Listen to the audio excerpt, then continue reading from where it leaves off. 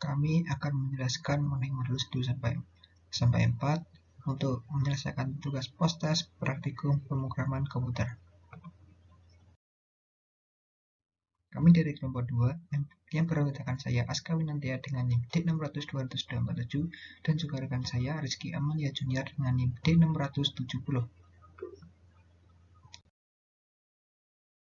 Langsung ke materi pada modul 1 yaitu paten dasar.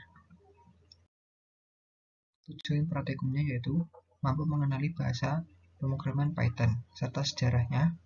Selanjutnya itu mampu memahami kelebihan dan juga kekurangannya, mampu memahami konsep dan struktur bahasa pemrograman Python, mampu menerjemahkan algoritma dan juga flowchart di sebuah aplikasi menggunakan Python. Yang terakhir, mampu membuat program aplikasi sederhana untuk menyelesaikan permasalahan dalam perkuliahan.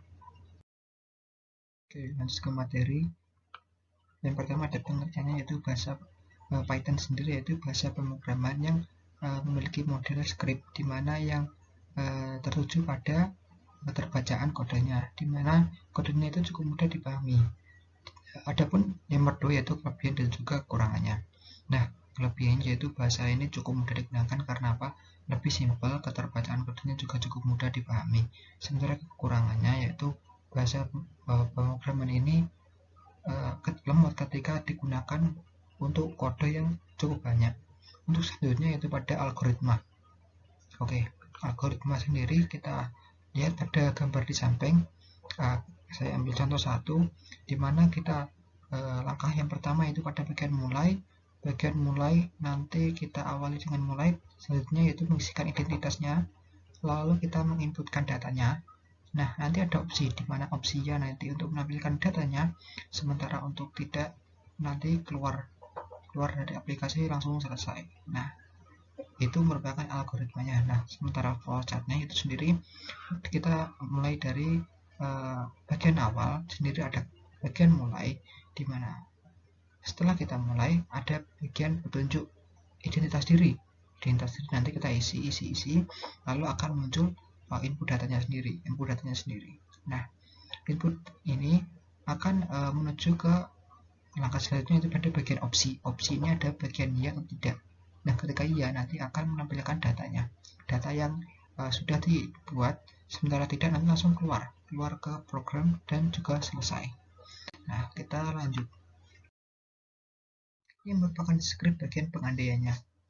Di mana ada def penghitungan, def sendiri perhitungan, ada bagian global nanti untuk mengambil semua yang ada di bagian luar defnya nanti, ada total, kembalian, payout, dan juga diskon. Nah, sendiri langsung ke pengandaiannya yaitu bagian if nanti ada code voucher. Nah, di mana nanti code voucher nanti untuk mengambil bahasa code vouchernya nanti ya. Nah ya ini ada bagian bawahnya nanti ada bagian bawahnya lagi ada kode voucher, ada input masukkan kode. Nah, nanti ini yang keluar pada bagian pemrogramannya nanti. Langsung ada elif nanti jika kodenya yang dimasukkan betul ada kata selamat itu. Nah, jika else nanti kodenya yang dimasukkan atau vouchernya nanti salah, jadi keluar else ini yaitu mohon maaf kode voucher tidak terdaftar. Ada script pengulangan. Nah, script pengulangan ini ada will dan juga for. Nah, will ini ada input barang. Input barang nanti ketika cukup. Nanti ada keluar cukup. Nah, nanti di sini isinya itu ada harga, kualitas, list barang nanti seperti perhitungan di sini nanti. Dihitung karena ini akan mengulang terus. Nah, pada bagian for ini, for dictionary and list barang nanti masuk ke jumlahnya nanti. Jumlah perhitungannya nanti. Selanjutnya ke tipe data dan juga operator, di mana tipe data ada float dan juga string. Float nanti jika ada bagian seperti ada koma-komanya, nanti kalau string itu langsung ke bagian datanya. Nah, operator ada aritmatika.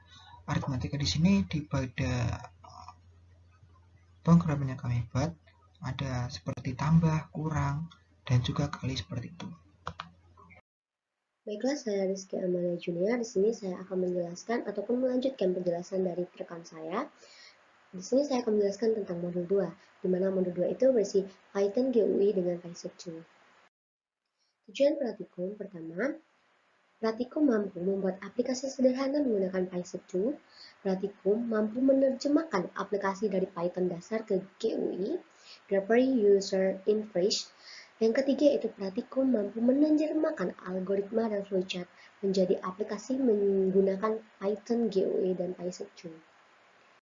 Nah, di sini poin-poin yang akan saya jelaskan yaitu mengenai GUI dan Python 2, program menu utama, dan program perhitungan. Nah, di dalam GUI dan Python 2 itu mempunyai makna tersendiri. GUI atau singkatan dari Graphical User Interface adalah suatu program untuk menyederhanakan penggunaan komputer dengan menampilkan suatu informasi yang digunakan untuk memungkinkan bisa memanipulasi suatu data. Sedangkan Python 2 itu merupakan library ataupun perpustakaan resmi yang menggunakan dukungan dari Qt5, dan pada Python 2 ini kerangkanya kerjanya berorientasi pada objek multi-platform, di mana ini menggunakan suatu perancangan, suatu program yang menggunakan sebuah grafik. Dan pada awalnya itu program ini menggunakan Qt. Nah, lanjut program menu utama yang kami buat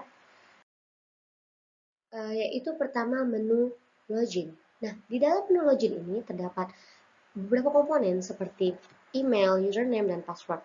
Nah, kami di sini telah menentukan username dan juga passwordnya. Selanjutnya setelah dari menu login, jika diklik itu akan berhasil akan masuk ke QMishiq tersebut.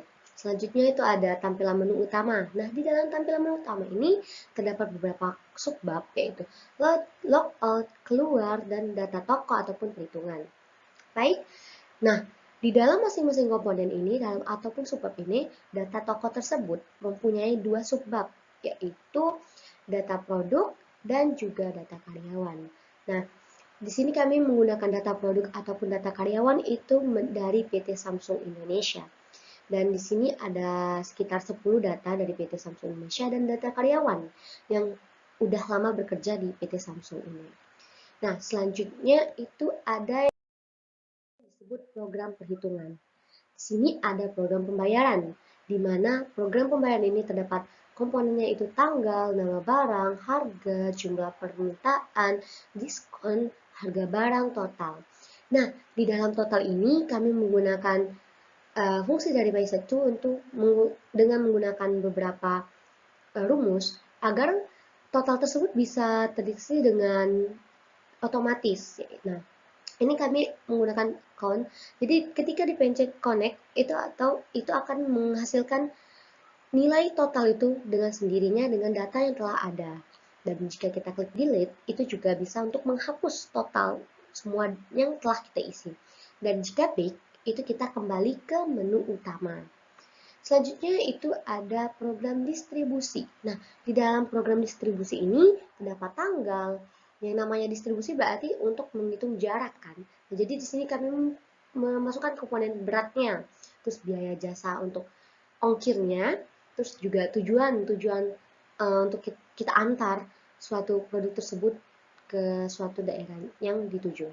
Terus ada jaraknya, terus juga total, sama seperti menu program perhitungan yang tadi. Totalnya bisa kita hitung dengan secara otomatis. Maka dari itu, GUI dan Python ini sangat membantu bagi untuk perusahaan.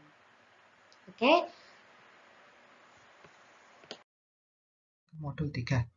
Oke, lanjut ke modul 3. Modul 3 ada web statis dengan Django. Mana tujuan praktikumnya yaitu satu, memahami sintak-sintak yang digunakan pada HTML dan juga CSS. Selanjutnya ada mampu mengerti penggunaan Django, ada membuat tampilan web statis sederhana menggunakan HTML dan juga CSS. Selanjutnya ke penjelasan membuat project di mana akan kita buat pada bagian CMD. Nah, nanti kita tuliskan keywordnya yaitu Django strip admin start project dan membuat project yang nama project yang kita buat. Contohnya modul 3. Setelah itu klik enter, maka project yang akan kita buat telah ada pada bagian folder. Biasanya ada pada bagian folder C. Nah, selanjutnya kita akan membuat penjelasan membuat apps. Nah, apps ini juga dibuat pada bagian CMD, di mana keyword yang akan kita tulis yaitu Python manage.py startup. Lalu nama app yang akan kita buat, contohnya about. lalu tinggal kita enter dan akan keluar pada bagian folder C. Untuk selanjutnya membuat template HTML. Nah, di sini akan kita buat pada sublim tag, di mana kita buat dulu foldernya yaitu templates, lalu tinggal kita buat new file di dalamnya, tinggal kita buat filenya, contohnya yaitu seperti home.html. Nah, ini nanti perlu kita setting kembali pada bagian settingnya di modul 3 di bagian sublim text.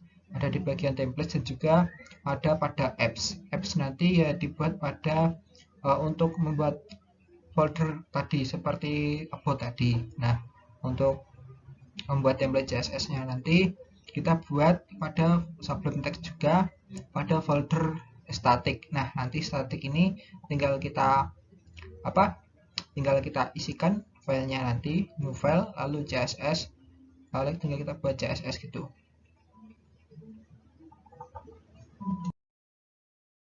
Oke, selanjutnya kita akan bahas mengenai script HTML, di mana script HTML pada program yang kami buat itu seperti ini. Ada bagian untuk tipe HTML, dan HTML di sini kita tulis title-nya yaitu Samsung, di mana kita akan memanggil icon ataupun logonya nanti yaitu samsung.png yang telah kita buat di menu static. Dan selanjutnya ada bagian linknya nanti, dan ada bagian body yaitu isinya nanti isi yang akan muncul pada bagian script HTML-nya nanti. Oke, isinya di sini seperti home, about, ada bagian about nanti terisi daftar produk, daftar harga, seperti itu. Nah, ada lagi pada halaman kontak nanti berisikan kontak yang ada pada perusahaan, seperti itu. Ada bagian juga div class food. Nah, class food di sini pada bagian bawahnya nanti ya ada bagian kelas konten juga. Nah, di sini terbagi menjadi 3 kelas untuk mempermudah kita dalam membuat scriptnya, pembagian scriptnya nanti. Untuk selanjutnya kita ke script CSS, di mana script CSS ini juga dibuat seperti kelas ya. Ada bagian body di sini nanti ya seperti pada background, ada warna untuk mengambil warna di sini, ada juga untuk perusahaan mengambil logo yaitu perusahaan JPEG ini. Nah, ada bagian menu ul ini untuk mengatur settingan pada bagian menu.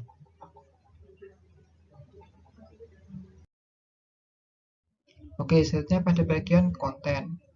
Script bagian konten HI, H3 dan konten A. Nah, ini terisi pada untuk mengatur bentuk ataupun tampilan nanti pada bagian home yang kelas konten, seperti itu. Pada bagian food ini juga, pada bagian food ini untuk mengatur food nanti ada ul, uli, img dan juga img over. Nah, untuk footer nanti seperti pada bagian copyright untuk mengatur backgroundnya, warna, ukuran, dan lain-lain. Baiklah, selanjutnya yaitu modul 4, web dinamis dengan Django. Tujuan praktikum ini yaitu mampu memahami sintaks-sintaks yang digunakan pada HTML dan CSS, mampu memahami penggunaan Django, dan mampu membuat tampilan web dinamis sederhana menggunakan HTML dan juga CSS melalui Django. Nah, poin-poin di sini yang akan saya jelaskan ada 3, yaitu penjelasan database dan manfaatnya, penjelasan pemrosesan dalam CURUD, dan implementasinya, dan juga manfaat website dalam sebuah sistem informasi di perusahaan. Yaitu penjelasan pertama itu penjelasan database dan manfaatnya. Database itu sendiri merupakan suatu kumpulan file yang mempunyai suatu kaitan dengan file-file lainnya, sehingga dapat bermanfaat untuk membantu menginformasikan data dan dengan perusahaan lainnya dengan batasan tertentu. Dan database ini bersifatnya independen. Database ini menggunakan penyimpanan yang berkaitan dengan setiap perangkatnya yang dapat menerima data dan juga dapat memanggil kembali data saat kita butuhkan. Selanjutnya itu penjelasan CRUD, create, read, update, dan delete, dan pengimplementasian. Lanjut create yang pertama. Oke, di sini create itu adalah untuk membuat suatu data. Nah, kita bisa menghubungkannya dengan database. Dan di sini ada codingnya yang dapat dilihat, yaitu menggunakan dev create request. Terus kita masukkan dengan metode post, di mana metode post itu langsung menuju ke halaman web yang kita tuju. Dan selanjutnya itu ada read, yaitu membaca. Nah, di sini kita membaca suatu webnya melalui coding yang tadi, coding yang tadi. Nah, selanjutnya yaitu ada update. Update kita menggunakan coding tersebut yaitu untuk mengupdate data. Jadi kita menggunakan beberapa coding ini yang bisa kalian lihat di tampilan presentasi saya ini. Di sini ada datanya yang harus kita perbaiki itu nama karyawan, usia, tanggal lahir, domisili, tahun masuk, dan masih banyak lainnya. Dan di sini juga kita menggunakan metode yang namanya metode post, yaitu langsung menuju ke halaman web yang kita tuju. Oke, selanjutnya, nah ini ada tampilannya untuk update datanya. Selanjutnya itu ada delete. Nah, ini ada codingnya itu def delete. Nah, di sini kita menggunakan filter delete. Nah di sini pada bagian ini kita delete itu kita klik yang bagian X ini. Tanda silang. Ketika kita klik tanda ini, maka data tersebut akan hilang secara otomatis. Oke, selanjutnya yang akan saya jelaskan itu manfaat website dalam sebuah sistem informasi di perusahaan. Nah, menurut saya, manfaat website ini sangat berperan penting dalam suatu informasi di perusahaan. Karena dengan adanya website ini, akan lebih mudah untuk mengupdate suatu informasi dari perusahaan tersebut, seperti informasi jadwal kegiatan perusahaan, informasi dari informasi-informasi terbaru, terupdate, terkini yang ada di dalam perusahaan ini, agar lebih bisa dikenal di masyarakat luas. Nah, dengan adanya website dinamis ini, suatu perusahaan tersebut ataupun suatu perusahaan yang menggunakan website ini akan bisa meningkatkan ataupun berkembang pesat di dalam dunia perindustrian.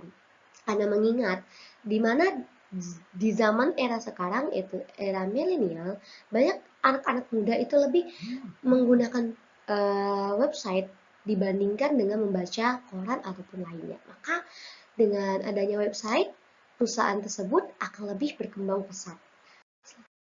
Baiklah, mungkin itu saja yang dapat kami sampaikan dari kelompok 52 tentang ringkasan ataupun lesson dari apa yang telah kami dapat dari praktikum pemrograman komputer mulai dari modul 1 hingga modul 4. Saya akhirin. Wassalamualaikum warahmatullahi wabarakatuh.